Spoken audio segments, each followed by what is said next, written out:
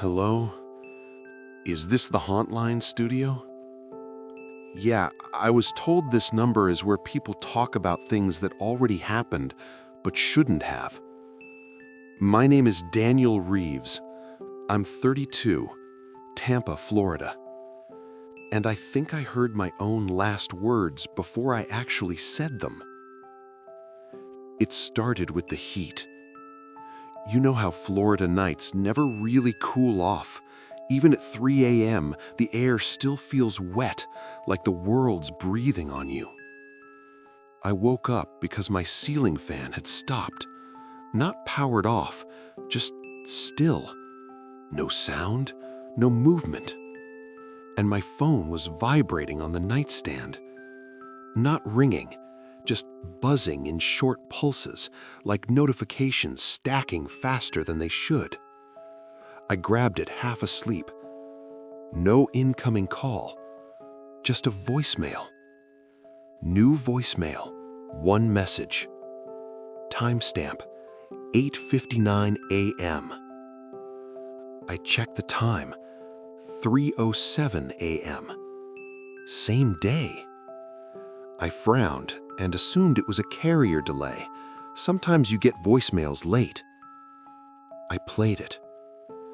At first, there was only wind. Not outdoor wind, like a phone microphone exposed while running. Then footsteps. Fast. My footsteps. I knew immediately because of the uneven rhythm in my stride from an old ankle injury. Then I heard my own voice, breathless. Okay, just stay calm.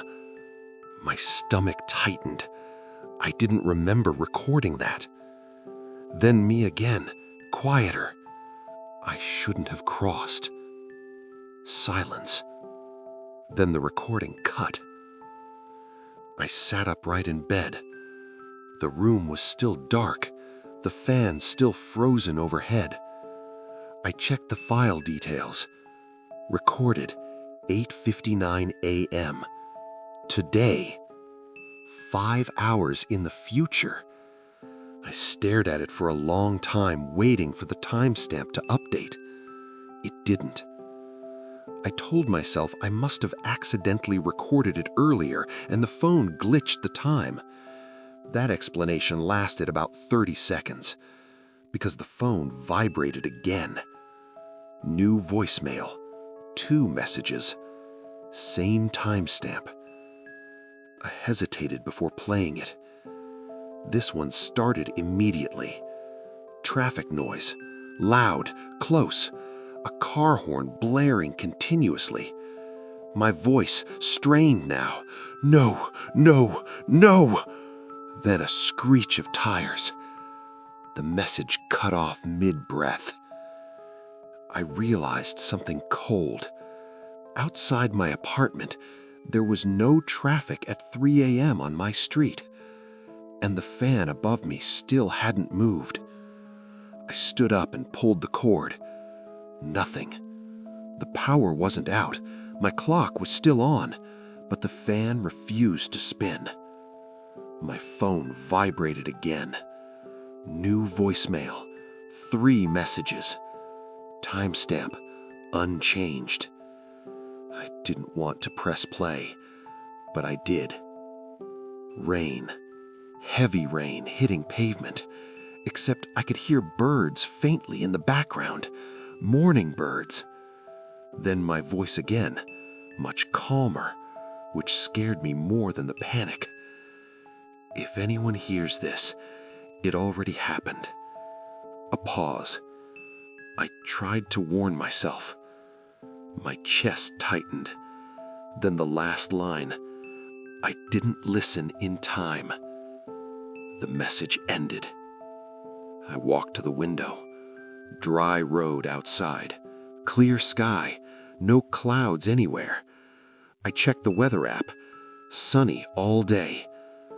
I remember laughing nervously at that point, not because it was funny, but because my brain refused to accept another option. I made coffee, tried to ignore it.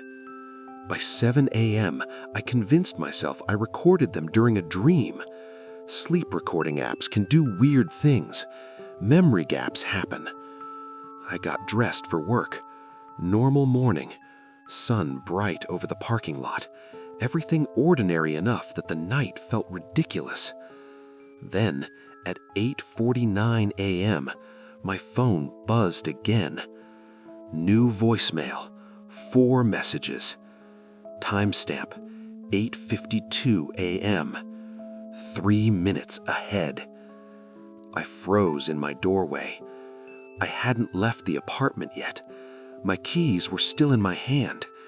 And outside, I heard thunder. But the weather said it was clear. Bright morning, blue sky, sun already reflecting off car windshields. But I heard thunder. Not far away, overhead. I stepped outside, expecting clouds rolling in. Nothing. Just heat and light and the smell of asphalt warming up. Then my phone vibrated again. Still standing in my doorway, I stared at the new voicemail notification. Same timestamp, 8:52 a.m. The time on my phone read 8:49. I didn't want to play it yet, but I knew if I waited, I'd just stand there frozen. So I pressed it. This one started with my breathing, slower than the earlier ones, not panicked, focused, like someone trying to stay conscious. Then my voice, "If you're hearing this early, you still have time." I stopped breathing myself. In the recording, I sounded injured, every word pushed out between shallow breaths. "You think the street is empty. It isn't." A distant engine roared in the recording, not just driving, accelerating hard. Then I said one thing that made my hands shake. "Don't trust the green light." The message cut. I stared at the screen. My apartment complex exit sat just ahead, traffic light at the intersection leading to the main road. I hadn't left yet. The light outside turned green. Cars began moving across the intersection. My stomach dropped. I stayed where I was. 30 seconds passed. Nothing happened. No crash, no truck, just normal traffic. I almost laughed again, almost convinced myself the messages were coincidence. Then the phone vibrated in my hand. New voicemail, 5 messages, timestamp 8:52. Time on my phone, 8:50. I pressed play slower this time. Wind noise again, louder than before. I heard my car door slam in the recording, then the engine, my engine. I knew the sound, slight rattle when idling. Then my voice, hurried. I left anyway. The sound of the turn signal clicking.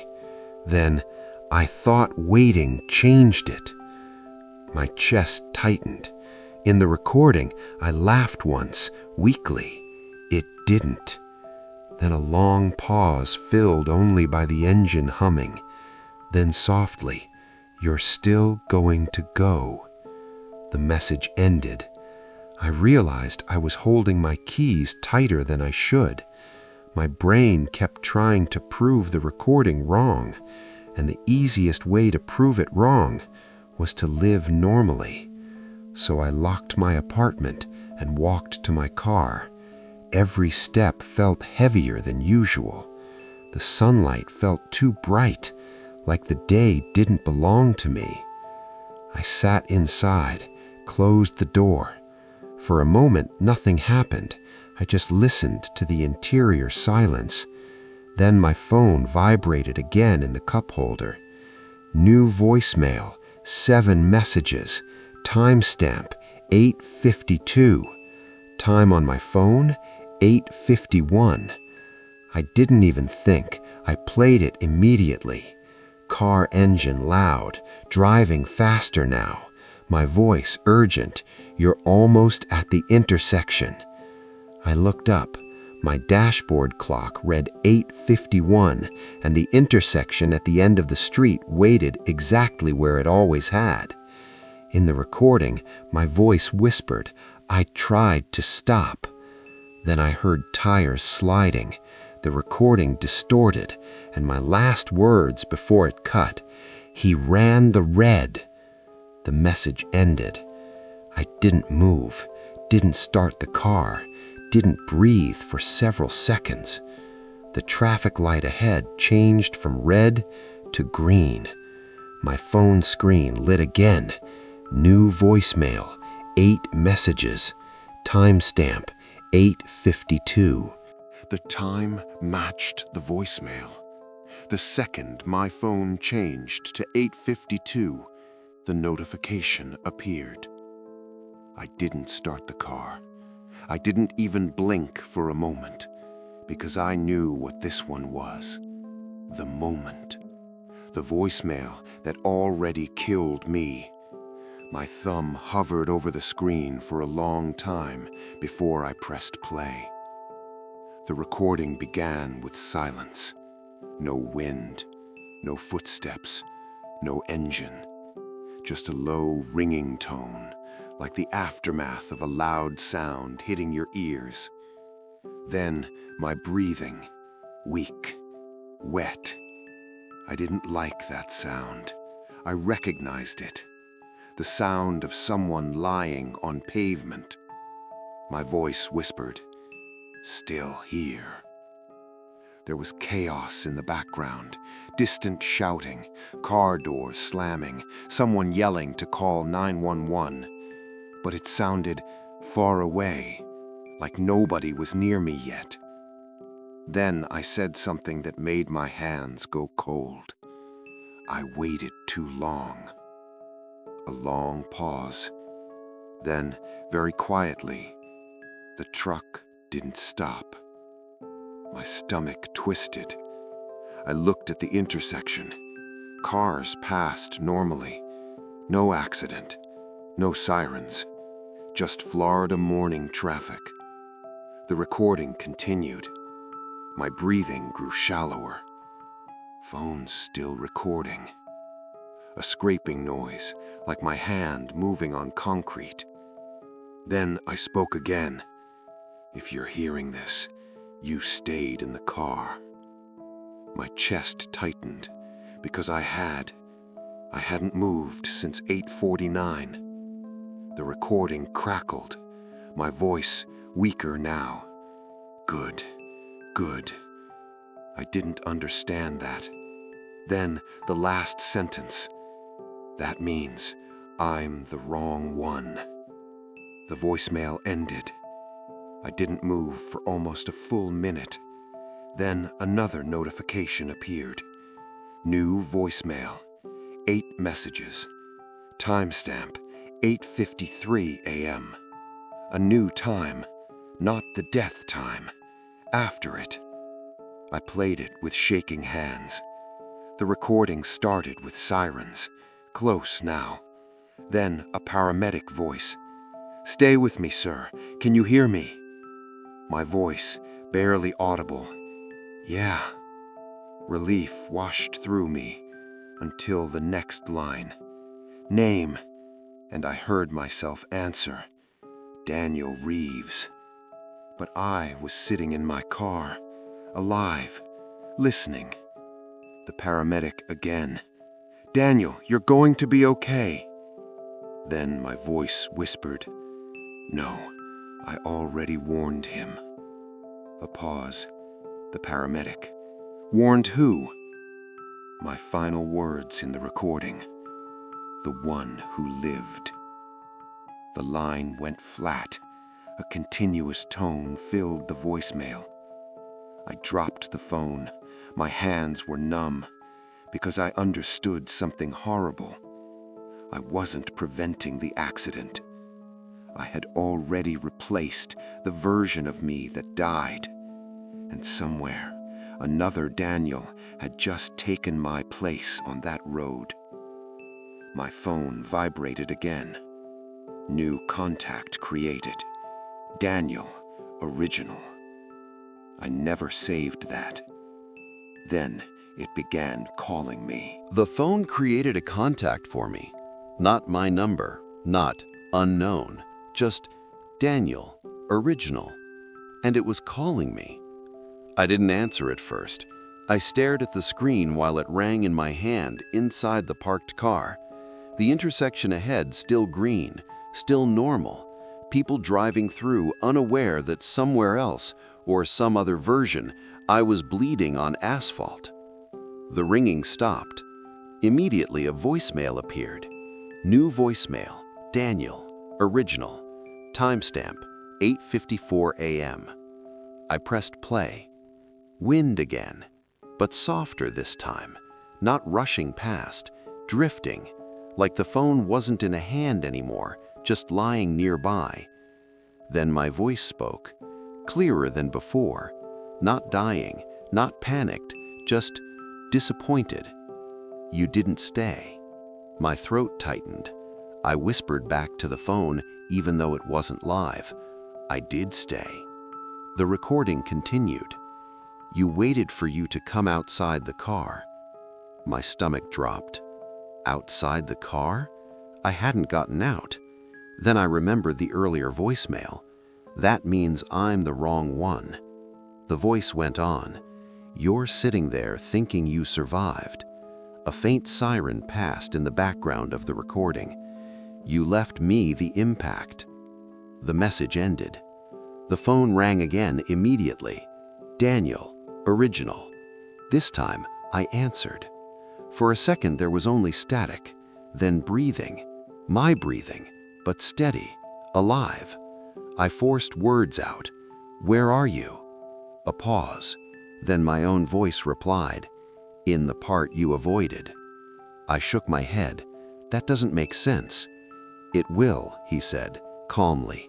When the memory arrives. My chest tightened. You died. Silence. Then, no, you did. The call crackled, and suddenly I heard traffic noise, not from my street, from the recording location. He spoke again. You're still at 8:52. You just don't feel it yet. I looked at my dashboard clock. 8:55. Normal. You drove through already, he continued. You just remember the safer version. My pulse spiked. That's impossible. The voice lowered. Look at your windshield. My hands trembled as I did. At first, nothing. Then, faint.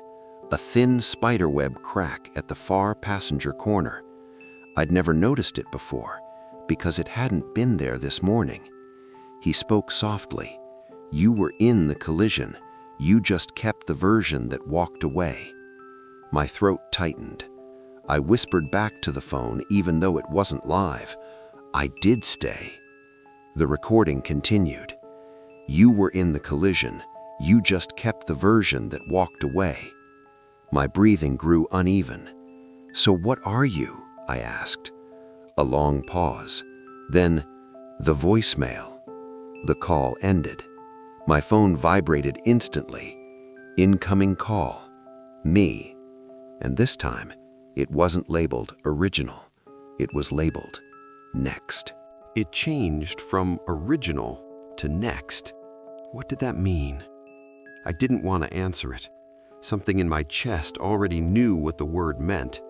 Not the next call, the next version. The phone kept vibrating in my hand inside the parked car at the intersection. Cars drove past me normally. People lived their mornings normally. But I wasn't part of it anymore. I finally pressed accept. Silence. No breathing this time. No background noise. Then my voice spoke, calm but unfamiliar. You feel fine right now. I swallowed. Yeah. A pause. You felt fine after the impact, too. My grip tightened on the steering wheel. There was no impact, I said. He didn't argue. Instead, he asked, "Why haven't you driven yet?" I looked ahead. The light had cycled twice already. I hadn't moved. "I'm thinking," I said. "No," he replied gently. "You're waiting for permission to live." My stomach twisted. "What happens now?" I asked. A faint sound entered the line. Not traffic, not wind. Rain. Soft at first, then heavier. I looked outside. Bright sun, dry pavement, but inside the phone, rain poured. He continued, "You kept the timeline where you survived the intersection." "Good," I whispered. Silence. Then he said, "But that timeline needs a replacement." Cold ran through me. What replacement? A car horn blared inside the recording, loud and sudden. I flinched even though my street stayed quiet. "You remember hearing that," he said softly. I did, from the earlier voicemail. "The moment splits," he explained. "One of us stays in the road so the other can leave it." My breathing turned shallow. "So you're stuck there?" "No," he answered.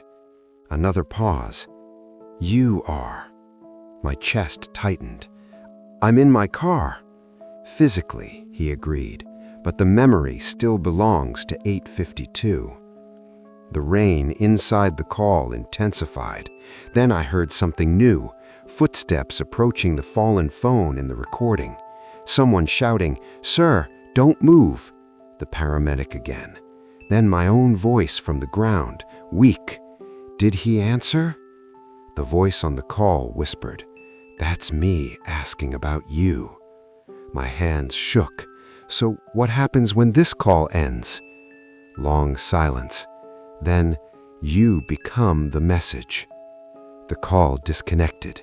My phone screen stayed lit, and a new voicemail appeared automatically. No timestamp, no sender, just OUT, outgoing message, recording. The microphone icon pulsed by itself, and I heard my own breathing coming from the speaker before I even opened my mouth. The phone started recording on its own. I couldn't stop it, but I wasn't speaking. I held the phone away from my mouth, thinking maybe it picked up the engine or street noise, except my car was still off. The street was quiet, and yet my breathing played through the speaker, perfectly clear. Then my voice spoke, not through my throat, through the phone. "If you're hearing this early." My hands went numb. Those were the same words from the very first voicemail. The recording was happening again, but I wasn't choosing the words. "I'm running out of time." My chest tightened as the audio continued.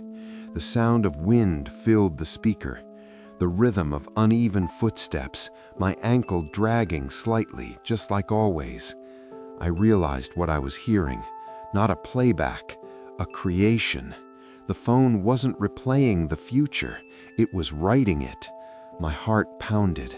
I tried to shut the phone off. The screen wouldn't respond. The recording continued.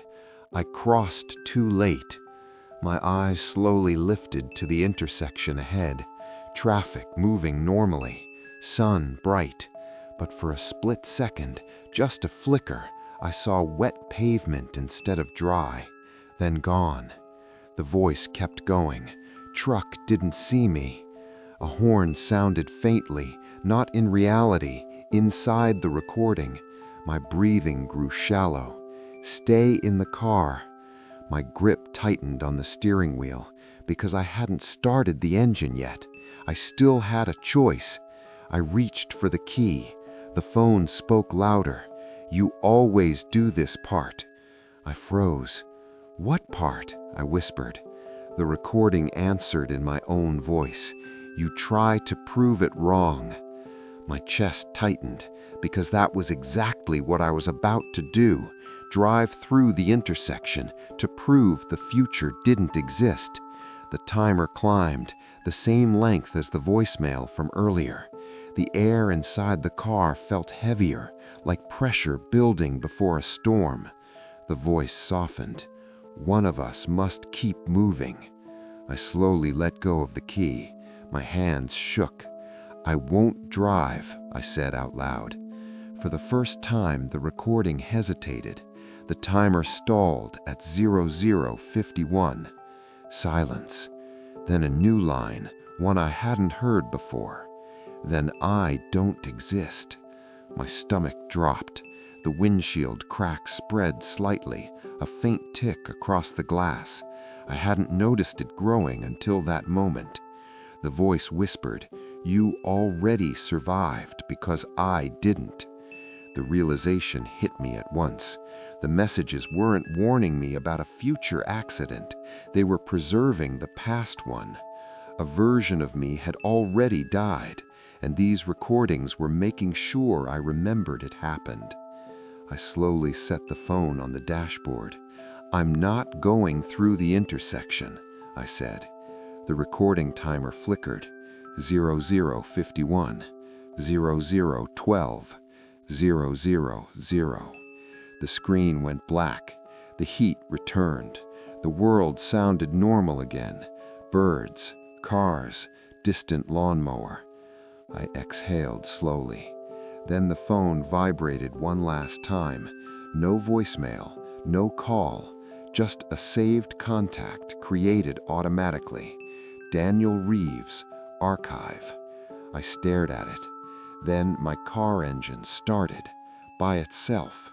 The gear shifted slightly under my hand, and the radio turned on to empty static. From the speakers, faint and far away, I heard my own voice. "Please don't leave me here."